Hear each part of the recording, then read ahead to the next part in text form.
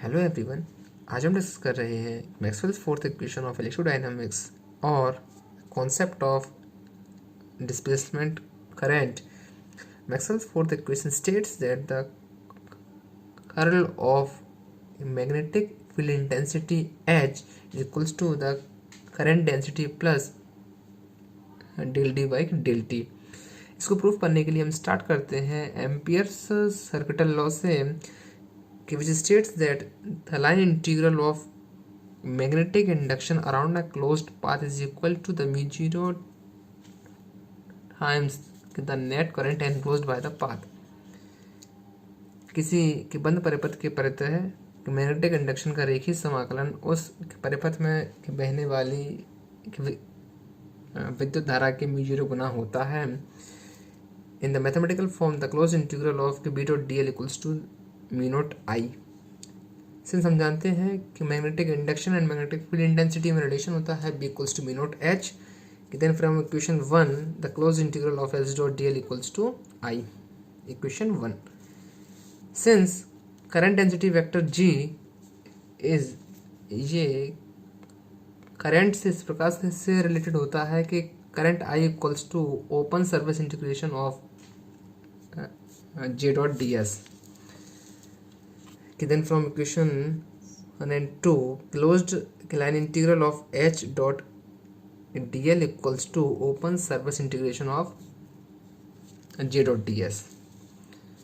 But from the Stokes law we know that the closed line integral of any vector is equals to the surface integration of curl of that vector।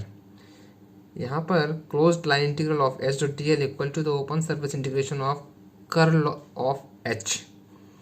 Then from equation 3 we can write the curl surface integration of curl H is equal to the surface integration of current density J।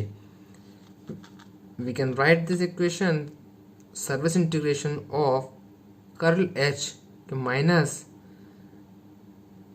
current density vector J dot ds equals to 0। Since surface is arbitrary, therefore integrand must be vanished। Therefore we can write curl h minus j equals to 0। It means curl h equals to j। This is equation 4th।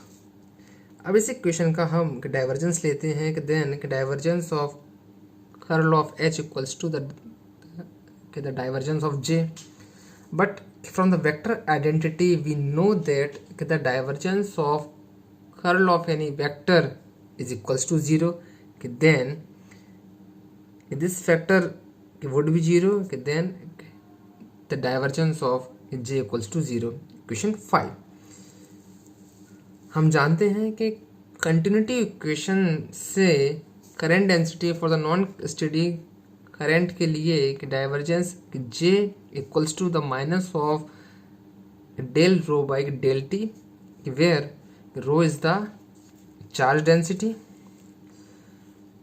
According to the relation 5, the divergence G must be 0 when del rho by del t equals to 0।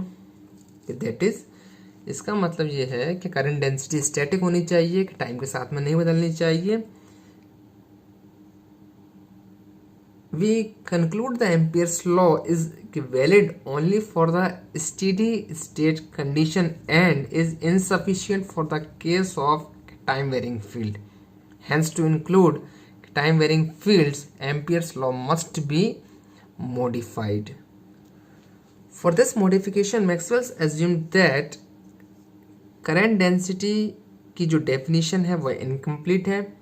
इसमें कुछ part ऐसा भी add होना चाहिए कि जिससे कि जो टोटल करंट डेंसिटी हमारी बने वो सोलेनोइडल हो, कि that is the divergence of total current density must be 0। कि total current density J T equals to current density plus something part जो कि हमने ऐड किया उसको नाम दिया हमने कि जे D.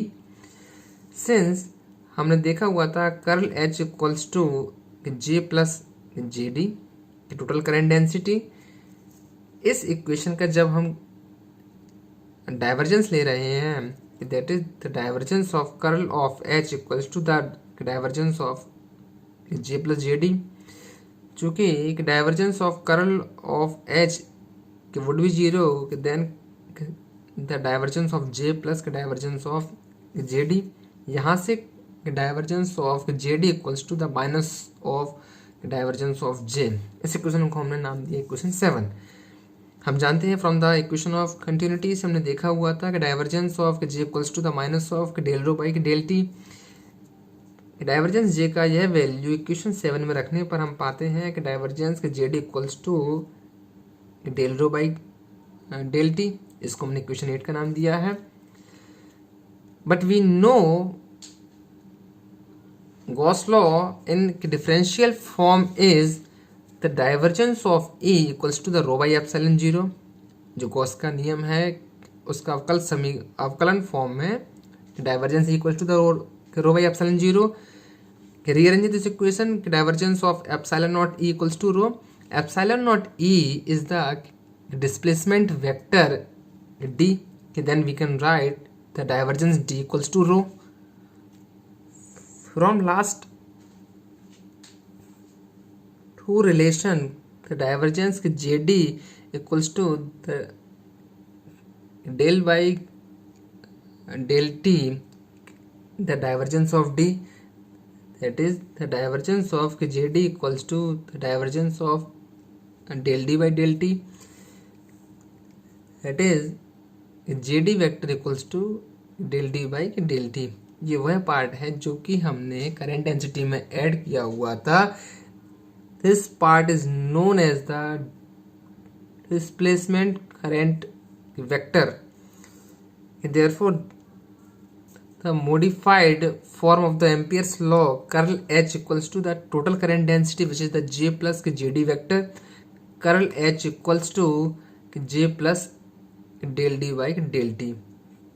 This is the modified Ampere's law by Maxwell and Maxwell's fourth equation of the electrodynamics.